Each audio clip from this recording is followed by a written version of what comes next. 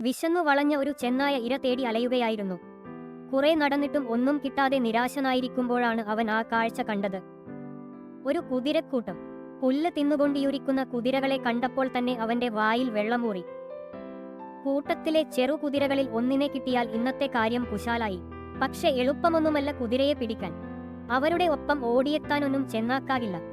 അവനൊരു സൂത്രം തോന്നി. അവൻ നേരെ കുതിരക്കൂട്ടത്തിന്റെ അടുത്തേക്ക് ചെന്നു. തങ്ങളുടെ നേരെ നടന്നെടുക്കുന്ന ചെന്നായയെ കണ്ട കുതിരകൾ അത്ഭുതത്തോടെ നോക്കി നിന്നു.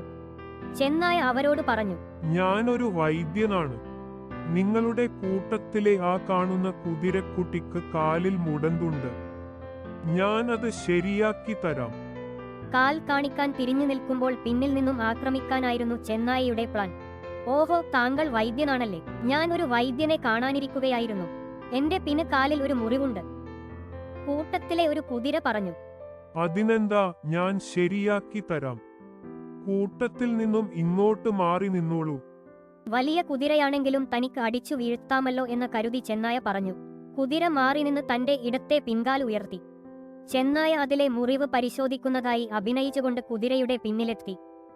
കുതിര പെട്ടെന്ന് ഒന്ന് ഉയർന്ന ചാടി തന്റെ കാലുകൊണ്ട് കൊടുത്തു ഒന്നാന്തരം ഒരു തൊഴി. 3-4 മലക്കും മറിഞ്ഞ ദൂരേക്ക് തെറിച്ചു വീണ ചെന്നായക്ക് ഒന്ന് എണീറ്റ് നിൽക്കാൻ പോലും ഒരുപാട് സമയം എടുത്തു. പിന്നീട് ഒരിക്കലും കുതിരയെ തിന്നണമെന്ന് ഉറക്കത്തിൽ പോലും ചെന്നായ ചിന്തിച്ചിട്ടില്ല.